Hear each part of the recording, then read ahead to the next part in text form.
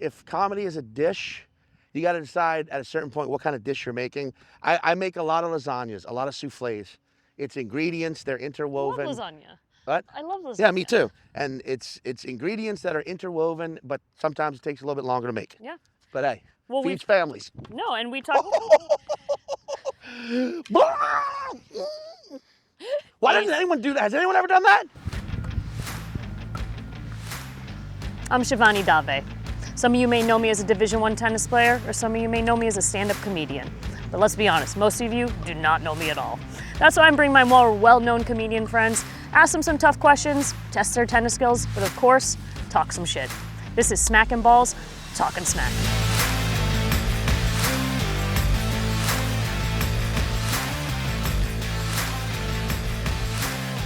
Sean Patton is a New York-based comic originally from New Orleans. He's performed all over the world, including the major festivals like Edinburgh Fringe Fest, Just for Laughs, South by Southwest, and Melbourne. He's made multiple TV appearances on Comedy Central, Conan, and The Tonight Show. You can watch his comedy special #1, streaming on Peacock and YouTube. And most recently, he starred in FX's critically acclaimed show, English Teacher. Oh, shit. Okay, well. That was like the one good ball, too. No. Did you catch that? No. Did I you got catch a second him doing that? That's going in the blooper.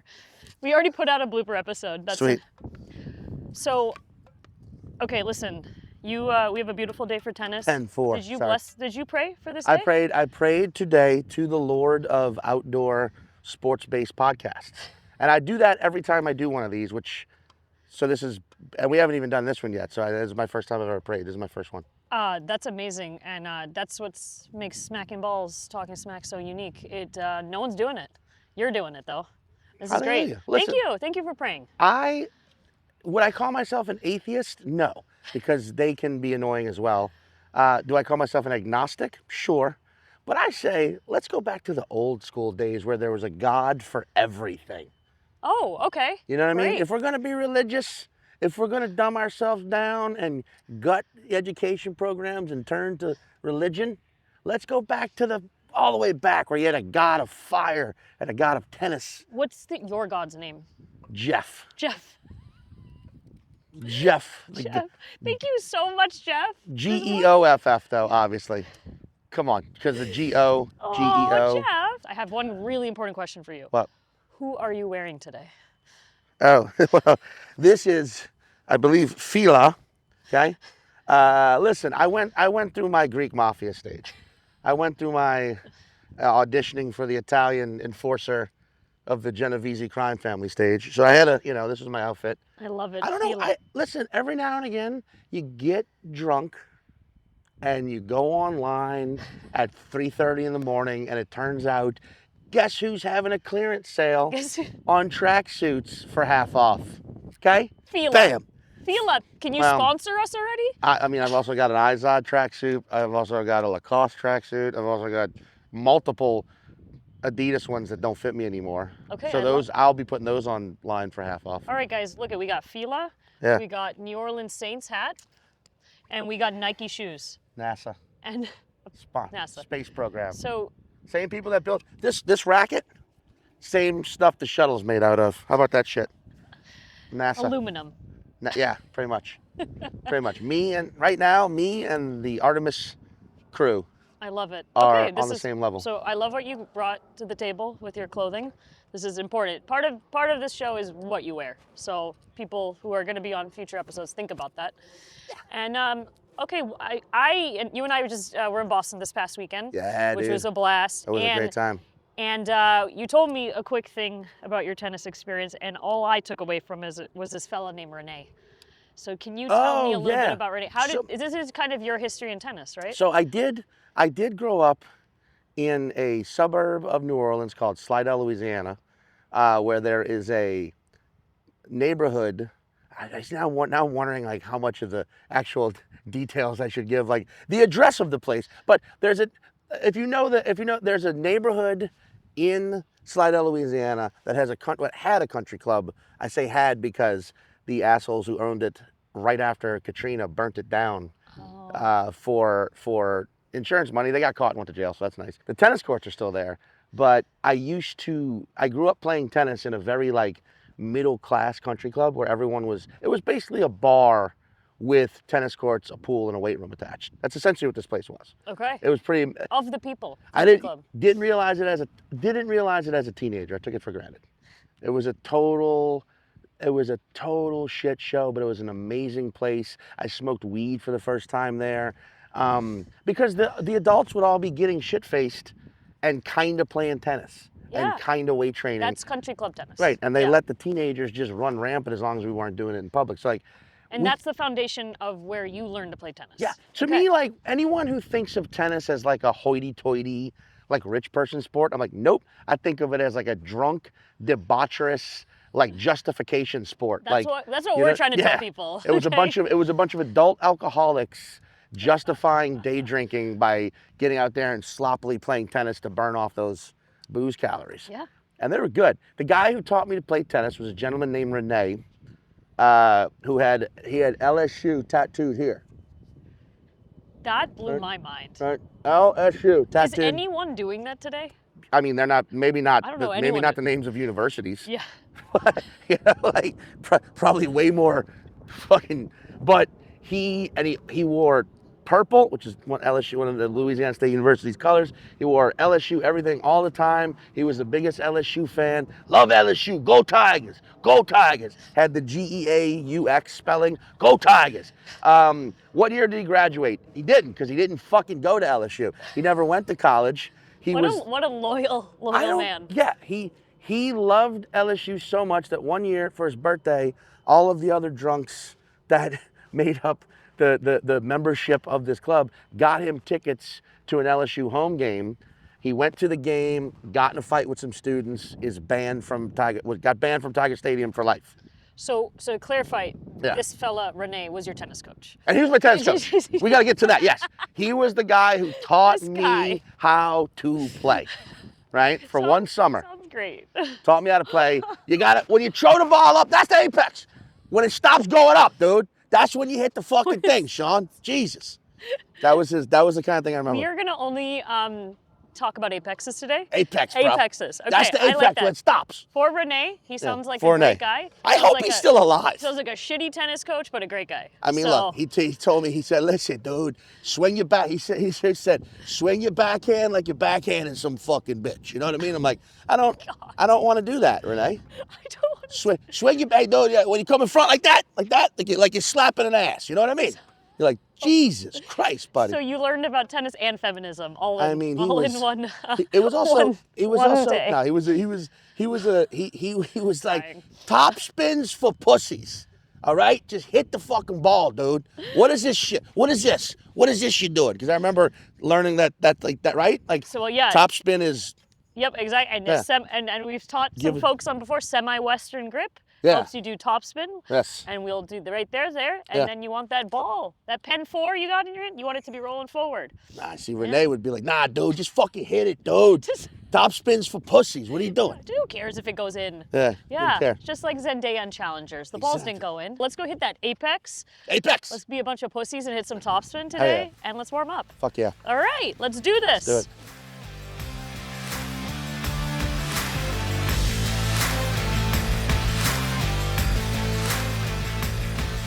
I'm gonna feed you. All right. You want to pocket that? Okay, here we go. Pocket. Yeah.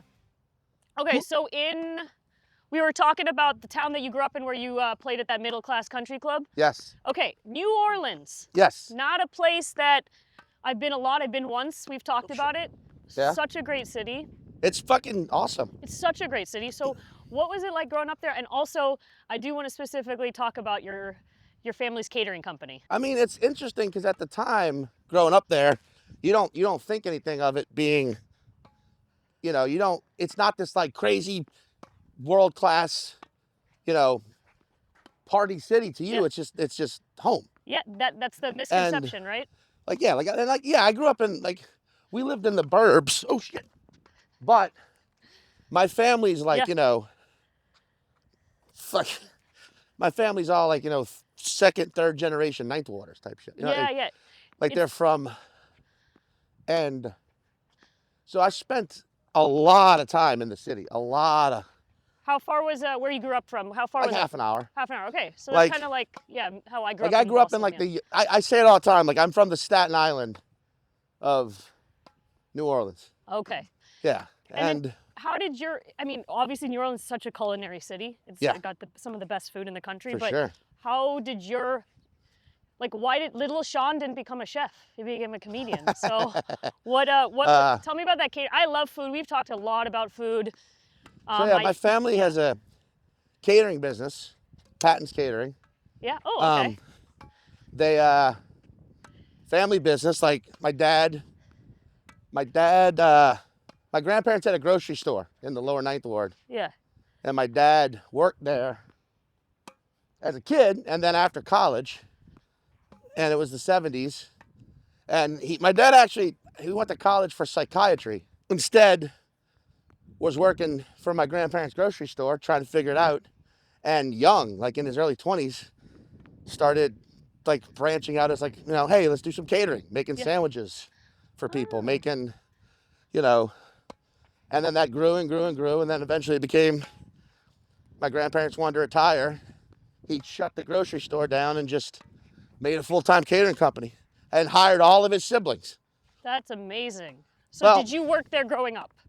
Everyone works here growing up. And then, okay. I think anyone who grows up in a family business knows that feeling. It's like, yeah, you're working for the family business until you verbally say, I'm not doing this. I'm jealous a little. I'm going to tell you because my parents started a catering company called Gourmet Creations in Massachusetts. Okay. It was thriving. And then they decided due to complications, they decided not to do it. I'm like, do you know what I could have been doing? Instead of I would have taken on the family business. New Orleans has a PGA event. Okay. Right? Yeah. It's I think right now it's called the Zurich Classic. In the 80s, in like the late 80s, when Patton's Catering was just a small catering company, they get a call on like a Wednesday or something like that for a wedding on a Saturday because the previous caterer had dropped out very late, obviously. We can do it. We're just going to make it happen. And they did. And at that wedding, one of the guests ended up being the director of hospitality for that PGA event. And Patton's Catering got the contract to cater. That's a great story. The skyboxes at this PGA event, which they still do to this day. Nice. And it was one of the it's what turned the business from a small family business to a moderate sized, successful family business. Right. Successful family business. And it was it's a lesson that I still take to me to this day, where it's he didn't know who the guests at this wedding were.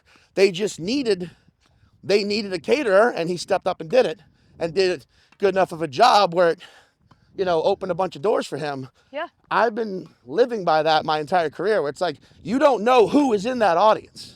Right. And if it's 7 people and they seem like a shit crowd, so what? Perform for them like it's 1,000 people at the Wilbur. Yeah. And you never know who's in that audience. I think that's such a I keep that with me too. Also your family is deliver high quality food. Yeah. Do the best job you can. And then you don't know what that 100, 200 will turn into. Quality over quantity, but also always put your best foot forward. I think Bill Burr said something so much that you and I know you've worked with Bill Burr a bunch. I love Burr. Yeah, he said something like that too, where he was just kind of on a grind. You still show up for those 10-20 because those 10-20 will go tell another 10, and that can multiply. That can be 100. That can be 200, and you still show up. You don't get all self-pity, I mean, I can still say you show up to these shows and maybe there's only 15 people in a 100-seat room. Yeah. And maybe not everyone's doing awesome, but you still go on stage and you're like, well, fuck it. I'm just going to do what's the point of not doing my best right now? Well, it's also the job. And then you do your best and you kill in front of these 15 people. And the next thing you know, you've got 4 emails because, one of those 15 people, turns out is a booker for this festival. Right. And, it's just and then you do that festival and now you've got reps, and then now you got reps. Now you can start working the road and fucking audition. It's like, there's no sense in just, this is what I did love about growing up in New Orleans. It's an inspirational city. You will be filled with inspiration until you're about to fucking burst, while it will simultaneously rob you of any and all ambition.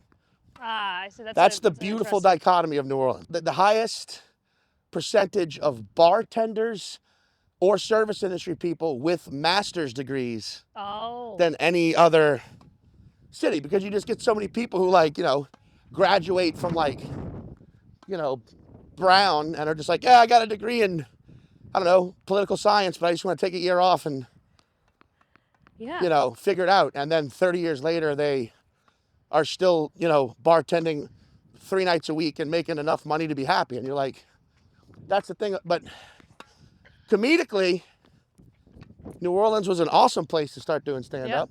You get inspired. But like I said, it will rob you of ambition because it's just too easy to live. Well, actually, that's a good segue, because I was going to say, how did New Orleans shape you as a comic? I know you started there, but then you eventually moved to New York. Is that? I started there, and for the first, like, 3 years, there was maybe 23 comedians in the whole city, right? Okay. Back then. And ooh, slam it. Oh. I'm hitting it right back to you. I'm hitting it right back to you. There you go. Nice shot. But Trick shot. What was the catalyst for you to move to New York City? It was the realization that I had pretty early. I think I'm fortunate in that regard. Like, I knew as soon as I started that it was this was the thing. I knew. That's awesome. After my first real, like, open mic shitty set, I knew, like, yeah, it's gonna take a while. I got to get good first, but this is what it is. This is the calling. This is the thing I want. This is what I've been looking for. Right. This is me. And about 3 years in, I realized, just, if I want to do this for real, I gotta go. Oh, we're doing double. Let's do it. Let's see what we got. Good. Oh, shit. That was pretty good. Hey, listen, that makes sense. So then you brought that kind of New Orleans grind to New York City. Well, then, like, 3 years in, you were like, I gotta go to New York. 3 years in, I was like, I gotta go. I started saving money, and then Katrina hit. Oh, shit. And then it was like, okay, I don't know what I have to do right now. I got to just ride this out. Yeah. Because, you know, and then after about, 4 months post-Katrina life, realizing, my family was in a good place and the people I cared about were in a good place. And New Orleans was in a weird place, but it was like, I'm not doing it or myself any good just sticking around. I was like, all right, after about a year of living in LA, I go back home for Christmas, and this random opportunity to move to New York for very cheap opened up. And I was like, I took it. I was like, you know what? Because I'd spent that year in LA also talking to ex-New York comics and being like, oh, I think New York is probably where I should have gone. And then, so I sold my car, my Saturn, and moved to New York and then moved here. And the rest is history. Ah, okay. Yeah. So, did you have certain comics you were looking up to this whole time that were inspiring you? On this path? Oh, sorry. No.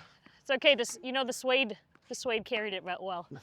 I was always a big fan of what now, I don't know what you even call it, like the first wave alternative comics. Okay. I don't know if you remember the Comedians of Comedy tour. Okay, yeah, a little bit. But that was Patton Oswalt, Brian Posehn, Zach Galifianakis, Maria Bamford, Dave Holmes. Like those guys, I loved that. I loved Hedberg. I loved Sarah. Sarah Silverman, and I got a chance to tell her this once, and it was pretty cool, is like, she's one of the reasons I started doing stand-up in the first place. Oh, I love it. She's one of my favorites. Yeah, I love that. I just remember seeing her. She was on a TV show called The Larry Sanders Show. Yeah, where I think it's still streaming on HBO. Yeah, it's a fantastic show. Yeah. She basically played a somewhat fictionalized version of herself on that show. She was a comedian named Sarah who was a writer on the show. Yeah. And there's an episode where she does stand-up. on the show. Sarah Silverman, Maria Bamford, Yeah. Zach Galifianakis. And that my biggest comedic inspiration was the show Mr. Show with Right. Bob and David. Right, and you work with David, right? And then, yeah, David like, Cross, yeah. then I would get to tour with David for a few years, and that was wild. Tell me what you like about coming up in comedy 20 years ago versus like what you like today. You can't say one's better than the other, because also now, like, it's a little more inclusive, and Right. now, like, hey, if a bunch of bookers won't book you, you know, just you could do your own thing, and if you have actual skill, Yeah. just you can, through YouTube and other, you know, platforms, get your shit out there. Also, it means the terrible ones can do that as well. Right, yeah. So it's kind of fair in that way. It's almost more difficult now just because of how much you have to do. Yeah. But I do think, I don't know, I'm hoping that the trend swings back more towards like original ideas, but that's the hard part, is like, it's harder to sell something original and smart and actually unique in a minute clip. I think that's fair. I'm glad you have a positive outlook. I hope it swings. You have to. Yeah. Your head will cave in if you focus on all the negative, your head will cave in. I swear to God. It'll feel like what it feels like is you wake up with a stick neff. You wake up with a stick neff. That's called a spoonerism. You wake up with a stiff neck. You're like, oh, I guess I slept weird. And then you realize you're walking around all day with what feels like a helmet made out of fire. And you're like, why is it so hot and painful up here? And then you realize, oh, I might have a nervous breakdown right now. Why? Oh, because I've been focusing on nothing but the negative aspect of all of this for the past 72 hours. When in reality, the negative will just make my head cave in. And I don't want to do that. I don't want to have a goddamn... I don't want to burst an embolism right now. I don't want to have a fucking stroke. I'd rather have a stroke of genius. I'd rather have a stroke of luck. I'd rather just stop freaking out. Yeah. Accept and remind myself of the good times. Be grateful. Keep your head down. Stay focused on the good shit. And being that everything is cyclical, next thing you know, it'll be like, hey, whatever you've been working on, now everybody wants that. Yeah. So let's get it. I think that's perfect. Let's pick up balls and let's serve some, because I think you have a pretty good serve. Really? Yeah.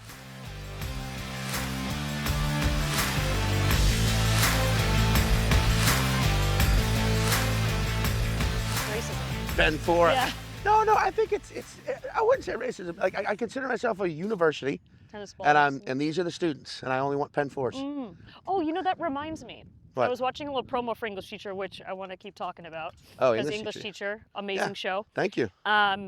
You in that promo said you are an educator, but you've dropped out of high school. Is that true? Yeah.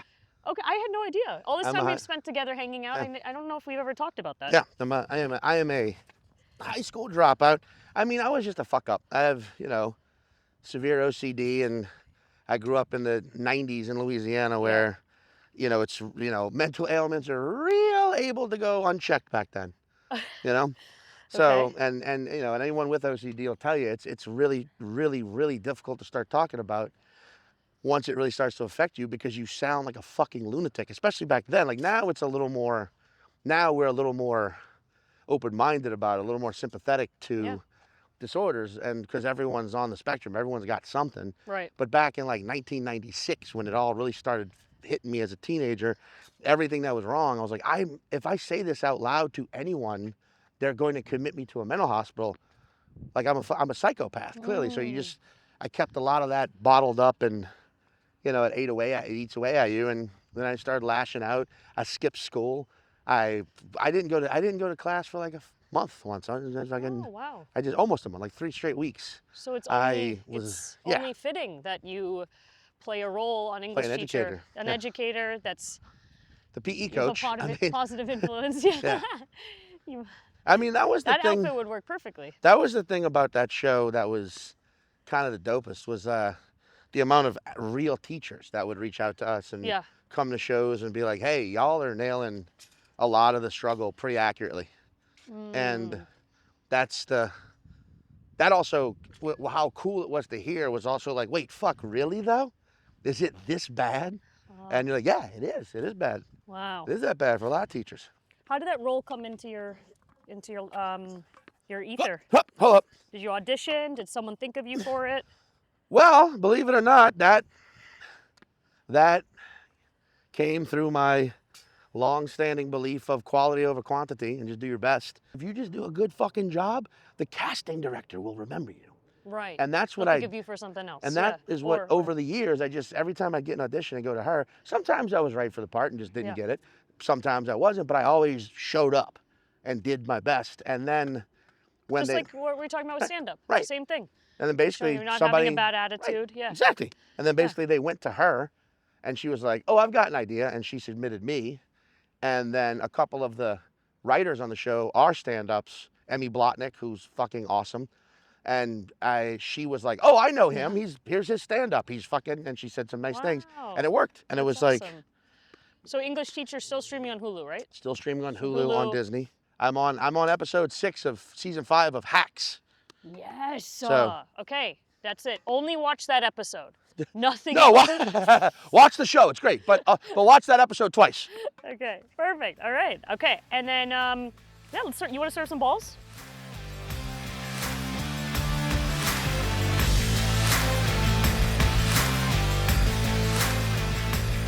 Apex. Yeah. Apex. I want you to hit you at that. I'm Apex. surprised, man. Now I wish. Why did Renee never go? You got to be the apex predator. You get it? When there it is. Now you strike. I mean, he's not wrong, I guess. You do want to hit it at the height, but I love it. Okay, we have to talk about our Boston trip. We had a great time. Oh, yeah, I got to over for Sean at the Comedy Studio. Shout out to Comedy Studio. Mike Birbiglia's brother, Joe, runs that club. Right. Thank you, Birbiglia's. Come see us in May 21st and 22nd at the Comedy Studio, 2027. I forgot to tell you that. They've already. Oh, sick. I've already booked dates again, and if you're available, you should come open again. Done. Yeah. We have 2027. We're still doing comedy. Love it. Yeah, well, I love it. Let's hope so. That is it. We did, and so here I wanted Sean was we did 4 shows. We did 4 shows. My observation was that you changed up your set pretty much almost every time. Is that fair? Yeah. There's some jokes that made it to each set. Sure. It was very impressive. You're doing an hour, 15 minutes an hour. I don't know what you're working on right now, working towards a new hour, a new special. Yeah. But talk to me about your process of like, how are you building that hour and how you think about each set you're doing on a weekend and how you think about what makes it, what doesn't make it in that. I mean, I think. And you can serve while you do it. I think the way I do things is good and bad in the sense that like the good side is that. Okay. The good side is that I write a lot. Okay. I love it. It's, sometimes it's me sitting there for, 2 hours just pumping out garbage or nothing. But then sometimes, after pumping out 2 hours of garbage, you suddenly find something. You're like, oh shit, okay. And I think it's good because I do change the setup every time, so it keeps me very engaged in the set, in the moment. And I like to perform. I love to perform. And so having a fresh order each time where I kind of like find new ways to weave in and out of the next bit, and I don't necessarily always close with the same thing. Yeah. So, and I don't always open with the same thing. I like to strengthen. I don't like the concept of having an opener and a closer. Okay. I just don't like that. To me, that's interesting. I'm like, nah, I mean, I think, you want to put the bigger, more powerful stuff at the end, but you also want to be able to open with the bigger, more powerful stuff and then take the stuff that you think is just minute and random and maybe find the big, powerful thing within that, and then you turn that into a big, powerful bit. Now, I basically want to write nothing but closers. And I know that is a difficult thing, but I prefer that. I prefer the difficult path. Yeah. Because that's where great shit comes from. Apex. And Apex. But like... No, that's really interesting. I think that and it was impressive to watch because obviously you got a lot of material to Yeah. work with. That's like the scariest part of stand-up comedy. Do you have enough stuff that you wanna Well, that I you would feel good about? right. I would say yes, I agree. Thank you. But I would say the downswing is that because I change it up so much, sometimes I really take my time stringing together 1 hour, one succinct hour, Yeah. and that sometimes can be frustrating because like I haven't shot I'm shooting a special this year, June 27th, in Asheville. Tickets on all my socials. What venue in Asheville? What? What venue in Asheville? It's called the Ayaperna Listening Room. It's an old church. Great. It's okay, awesome. Go watch the special. But Live. but I'm filming it this year. But like I haven't filmed a special in 4 years. Yes, because I've been filming English teacher. Yeah. But then also like because I'm still trying to figure out exactly what that hour is going to be. Yeah. I just don't feel like these days you can just put out an hour just to put out an hour. It's like it has to be actually special. Yeah. Woo! And I see what you're saying. Like, Yeah. that's it. Yeah. You got that fence. Yeah. I see what you're saying. Like, it's when you do switch it up a lot, then it's like that constant mental. It worked on the first show? Is it gonna also work on the second? Yeah. That's the thing I think about. Okay, just maybe it was a fluke that it worked. I get into my head like, oh, it's a fluke. It worked the first time. Or it's like, Yeah. well, fuck, I've done all this. I've done it so many different ways. Which way's the best way? Right. And then it's like, fuck, once I figure that out, now I got to focus on that to keep it built so that now this structure's in play, we've got to strengthen the structure too. You got to strengthen, in my opinion, every syllable. And sometimes I take my fucking sweet ass time getting to that part. And if I would have just stuck to doing the same fucking set every night at a weekend, I might have got there quicker. But I feel like, hey man, I look at it like if comedy is a dish, you got to decide at a certain point what kind of dish you're making. I make a lot of lasagnas, a lot of souffles. It's ingredients, they're interwoven. I love lasagna. What? I love lasagna. Yeah, me too. And it's ingredients that are interwoven, but sometimes it takes a little bit longer to make. Yeah. But hey, Well, feeds families. No, and we talk. Why doesn't anyone do that? Has anyone ever done that? So what? Look, watch, guitar? I'll show you again. Okay, yeah. Do it again. Here we go. Let me get a Here we good go. pen. Let me get a pen 4. God damn it. A pen 3 will do. Go ahead. Here Yeah, we there go. you go. Here we Okay, go. let's go. Here we go. Let's see it. Here we go. Shit. Shit. All right, got it. Shit. All right, here we go. U.S. Open. What is it? Set? Game? U.S. Open. What's game point? Match point. Match point. Here it Here is. we go. Me and my fucking Kneecock. Djokovic is on the other side. Kneecock Djokovic. Yeah. Here we go. Apex. Fuck yeah. Music. Play music. And then- Who's your favorite band? And then you bash it like a guitar. Has anyone ever done that? Has there No never one's been like a ever done Happy that. Gilmore of tennis? You know, we were talking about that with Greg Stone, who was on this, Oh. about Happy Gilmore having a tennis movie. Yeah, yeah. So you know this is good. Keep telling. Tell Adam Sandler, get that movie. I mean, you know, Come on. Wouldn't you say the closest to like a real life was probably Agassi? Well, like you're just like a personality and Yeah, like, just like fucking rock and roll. Kind of. I think back in the Brooke Shields days. Yeah. Regardless of the process, you have to love it. Right. And that's really, I get so many comedians, younger comedians these days when I travel. Half of them, you know, you'll get people who are like, they want to pick your brain because you're a New York comedian and you do the road and traveled, you know, Yeah. performed in all these countries and all these festivals and all these clubs and all this stuff on TV. Just plugging my own self right now. An hour into the podcast. An hour into the podcast. Yeah, you know, and got all these specials coming out and going to perform at all these other venues, probably theaters pretty soon. You know, really can't wait for that. Anyway, just saying, stay tuned. You do. Woo! Yeah. But Rafael Nadal, my boy. This is me about to beat Rafael. I'm sorry, man. Tell Francesca I still love her. That's Let's his see where- cousin. That's let's- his cousin. For this serve, let's see where it goes. Rafael, to you I bid good night, my friend. Until the next siesta, which is a nap in Spain. You know, I got that. Until the next one. Hola. Hola. Arrivederci. Oh! Nothing but net, which would be great for basketball. Okay, before we, I think hit game time. Okay, couple more technical comedy questions for you. Go. Actually, yeah, we could keep picking up or serve a few more. Okay, what to you is the difference between being funny versus killing? Killing should always be because you're being funny, but it isn't. See what I'm saying? Yeah. So like, because I know some dog shit pieces of fucking hell, some like just demon glory hole making, horse shit devouring, terrible comedians who kill regularly. Okay. And I know some. No names. No names. No I'm not gonna names. name. We don't need to do that. You know, if you're watching this, you know who you are. And if you love comedy, you know who they are. Yeah. But I also know some fucking brilliant, magical, wonderful comedic minds who love it and create amazing comedy that don't always kill, because sometimes audiences are too drunk and too stupid and too touristy. You know. Yeah.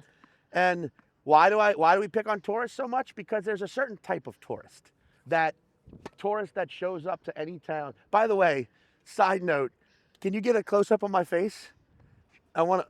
Shivani's about to hit the ball face. It's like it's she goes like this. She goes. It's like like Thor's fucking hammer, dude. Oh my God. I'm sitting here telling this. I'm like a little afraid. I'm like, Good. Jesus Christ, Good. dude. We should get a side by side of him impersonating, and I'll do the real thing. Or my face was like, I think I might have broke my arm, but Really? it's fine. nice. So Party. so confidence on stage Yeah. versus really strong material. In You need both. 100%. But let's do 100. You need both. Yeah. They add up to 100%. Which one does one have a higher percent than the other, in your opinion? Break it down like I think it's dead 50-50. dead 50-50. 'Cause Okay, I know- well that's 'cause I simple know- enough then. Yeah. Because I know both versions of that too. I know some like amazing joke writers. Yeah. But unfortunately, they just don't have very good stage The presence. And presence. vice versa. I know some people have outlandishly Yeah. great stage presence. Like, but here's the difference. Performing came very naturally to me. I could I see had that, to yeah. get better at writing. Mm. I know a lot of people who are the opposite, who like were great writers and they just had to break out of their shell. For me, it was like performing came. Stage fright is something I never experienced in my life. It just always felt very like, okay, yeah, I can do this. Okay. I love doing this. But then it was like after I was doing it for a few months, I started to realize, I'm like, I have to be saying better shit up here. Mm. So I had to like really focus and understand and become good at writing. Yeah. After I already knew I could do it on stage. All right, 50-50. Yeah. I like it. All right, one last serve together. We're gonna do this together, and we're gonna hit the apex. All right. You ready? Let me What's get your every tennis player's got a pre-serve routine. What would you like yours to be? my what? Your pre-serve routine. So you got Nadal. He picks his wedgie. Oh right? yeah. Yeah. He picks his wedgie. He goes to the back. He's got a little routine. Some have a certain bounce routine to theirs. I would like to. What would yours like to be? I would just look around the stadium, Okay, let's do it. pick out a random member of the crowd, and just go. Just point right at them. Oh, no, and that every time before you serve. And it's completely different every It's- time. It's a completely different person. You never know who it's going to be. People show up to the shows hoping it's them. Yeah, They this is geek all out. performative. Yeah, very This performative. is all performative. Yeah. There's no clock on this. So, okay, you're gonna do your routine. I'm gonna do my little bouncy ball thing. Okay. All right, and then we're gonna serve at the exact same. We're gonna hit the apex at the exact same time. Okay, Pointing out the person right now. 3, They're crying. 2, 1. Oh, We both hit the net. I was trying to hurry. High five. Let's go, baby. All right, let's get to game time.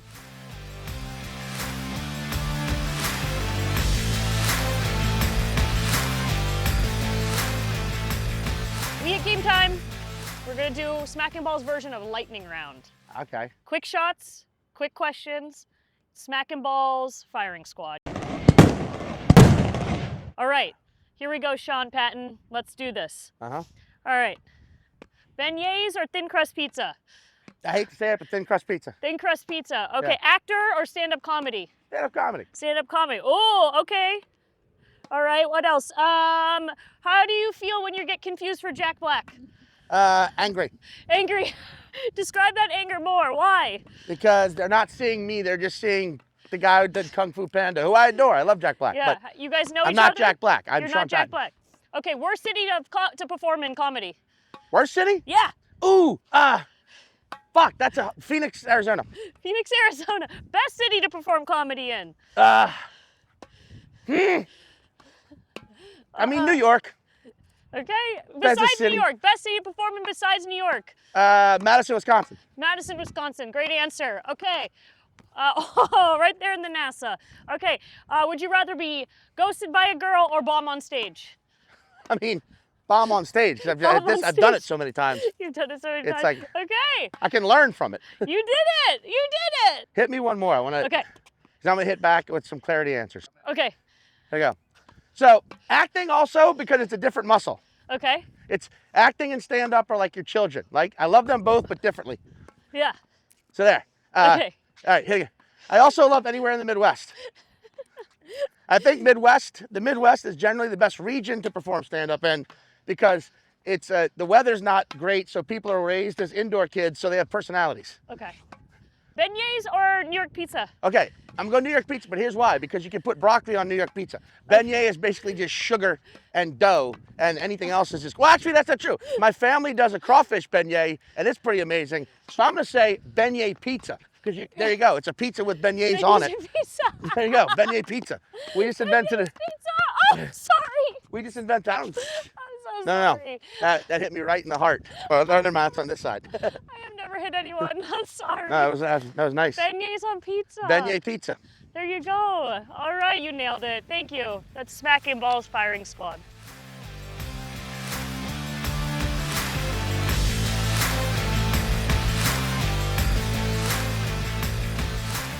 I like Djokovic. I was Djokovic, a dude. you can he's come on a our tool. show. I say Rafael, dude. Rafael. I think Rafael Nadal was the sexiest player ever. Please, if we're gonna talk about sexy, Roger Federer too. Yeah, I guess. But I mean, also but sexy, also just like in like vibe. You know, I love that he wore the bandana instead of the Sexiest hat. tennis player? Had the hair, Spaniard. You know what I'm saying? Just You liked when he picked his butt. Yeah. There's that very like just hit, and he was just also like, you know, like you pointed out in the car ride over, the king of clay. The king of clay. He knows that. But he still won all the other ones, right? Yeah, he could crush everything. Like he they he won. dominated the French Open. Yeah. But like he won all four. I believe he's won all four. Yeah. 'Cause I know- At any given point. Yeah. Because Sampras did not. He couldn't. I don't think Sampras ever could win the French Open. I did this to you at the. Watch your bee. This was a fun. I have zero fear of bees. You have zero fear. Wow. Zero fear Wow, of that bees. was a flex. I have zero bee, and I get stung and just die right here on the court. But that's why, man. Because hey, it's coming for I all don't of need us. an EpiPen. No, well, I did this to y'all in the green room of the Brooklyn. I did this. I asked, The who is Brooklyn the Improv, yeah. who's the only player to win all 4 Grand Slams and a gold medal within the calendar year? And all of them guessed men, and it was all women. I'm embarrassed by. All women guessed men. 'Cause I know The answer, I know Steffi it's Graf. Steffi Graf. Ka-taw! We know it's Steffi. Steffi, we love you, and you know Sorry, I got go off on my sword we're shit. gonna put a special effects there. Oh, I forgot to do the light firing squad, and then I want boom, boom, boom fires everywhere. Wait, what's the budget on this podcast, dude? Why are we driving out here? Why don't you just airlift me out? You know what I'm saying? Why don't we just take a blade out here? Get helicoptered out I here. meant to say lightning. You know? Just take a fucking. Yeah, blade. Yeah, blade. Yeah. Okay, so Steffi Graf is married to Andre Agassi. You know that. I just need you to know that. I didn't know that. Yeah. Good for them. Yeah, they're great. Damn, and she's like arguably better than him. She just crushed it. Yeah, she's German, dude. Come on. The Germans, they Yeah. they learned the right way. It's I mean, that or nothing. there's probably a lot of couples where the woman is better at the thing than the man. Yeah, well, you're gonna find out when you play tennis with your partner. Oh, she's gonna fucking Yeah. smoke me, All right, what's her name? Lucy. Lucy. She's Kick a his ass. she's a I'm she gonna got, put my sunnies on for this. she grew up an athlete, so she's athletic in ways that Yeah. I am not. Lucy, I expect nothing less. And to close this, I'm gonna. She's with me for my fashion sense, though. That's the only reason.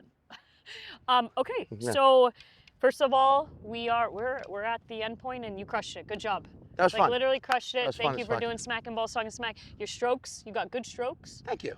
Thank you. I can't talk about off the court, but definitely on the court. Lucy will know. Lucy knows. She knows. What? I think. Good strokes, good hand-eye. I try. And here's the key question that I always ask: pickleball or tennis? Now, the contrarian in me, only because I've watched enough episodes of this to know that everyone's like, tennis, bro. Everyone goes tennis. The contrarian in me wants to say pickleball because you're not going to blow your knee out, and also most people playing pickleball don't have delusions of going to Wimbledon at 33 years old. So I mean, I think I beg to differ on the pro pickleball players that I know. Wait, there's pro pickleball? Oh, dude, you know LeBron James has invested in pro pickleball. Damn, dude. I think I might have just found my new sport to go be a fan of. Well, hey, listen, we're open to all balls. No, listen, you can't. There's no pickleball without tennis, right? Pickleball isn't. It's. If you are, I guess if you are, this is the original racket sport. Well, but no, because there's no tennis without ping pong. So ping pong. That's my answer. Hey, the original. What's the original name of ping pong? The question. What's the original name of ping pong? You know it. I don't know. Table tennis. Oh, okay. Right? God, so they just someone was playing ping pong one day and said, "What if we just got rid of this table?" And now we have tennis. So and it's fitting that there's only pickleball courts behind you. So after this, you go on those courts and I'll go home. I think this is good. I think you're onto something. Yeah. And I think you didn't really answer the question, but we're good with ping pong. I love ping pong. Did you watch Marty Supreme? Oh yeah. Okay. In the theaters. Yes, good. I loved it. I thought it was great. I thought it was fantastic. I loved it. I don't know what I don't give a shit if it wasn't about ping pong. I thought Timothy Chalamet did great. Hey, art. Look, the big complaint I always hear about any of Josh Sadfie's films as well is that they're tense and you're just kind of stressed out the whole time. But I'm like, yeah, it's a fun stressed out. He's same director as Uncut Gems. Yeah, it's same director and Good Time. Yeah. And I argue art. It's not supposed to make you feel comfortable. Sometimes it's supposed to make you go, fuck, for 2 hours, and then you walk away going, wow, I really enjoyed that. I was like super stressed. I loved it. I loved it. But you know what, Chalamet? You fucking leave ballet dancers alone. You leave other artists out of it, you motherfucker, okay? If I ever see you on the street, you and me, ping pong, bitch. Ping pong, bitch. In that suit. Oh, yeah. In this or one of my 4 or 5 other ones, okay? Okay. Woof. Oh, if I had a ball right then, just hit it right in the camera. We'll add it to the edit with the fires. Tell us what's going on. What's coming up? If you go to my website, which is put it right here. Right there is going to go. It's theSeanPatton.com. The. It almost sounded like you said V. No, the Sean. No, the real Sean Patton. That's how good I am at. Do you know your promo? I had to change it. It's the real Sean Patton. When he said, we'll just erase. Yeah, the real Sean Patton.com. Website. All my dates are up, but the big one is June 27th in Asheville, Ayaperna Listening Room. That is my next special. We're filming it. That venue is awesome. Asheville is one of my favorite cities, and I know it gets a lot of flack for being crunchy, and it's probably a little bit more touristy now than it's ever been. And of course, like every cool city, fucking developers found out about it and started pumping money into the wrong places. And it happens. It happens when places become cool. No one said that about Asheville. But Asheville is still at its core an amazingly dope place in the Smoky Mountains. Comedy there is always fun. Perfect. June 27th. And you're going to crush your special taping. It's going to be amazing. All right, and it's the real Sean Patton. Real Sean Patton. All right, so here's how we end. I mean, I do like that you're playing the guitar, but this is how we always Page, end bro. every episode. What? Have you ever done a racket flip? Yeah. Okay, so this kind of racket flip? Duh. Okay. Do it again? Okay. So, okay. I got it. Let's go. So 3, 2, 1. Oh. No, wait, hold on. Oh, again. We're going to do it again. We're going to get it. Okay. We're going to get it. 3. Okay, so start. Yeah. There you go. If it helps, yep, there you go. 3, 2, 1. Okay. No. I promise you. I promise you. We're gonna keep going. Go. 3, 2, 1. Okay, there we did it. Hell yeah, man. Hell yeah. No, let's do the rest. Duh. Crushed it. All right, let's go. And we go out. I'm still on this. Yeah, that's the credits. Roll the credits on this. Just say, what's your favorite band? I'm still in. I mean, this podcast ain't long enough, but I'm gonna get into my James Hetfield. Metallica We'll try to mode. get rights to it just for you.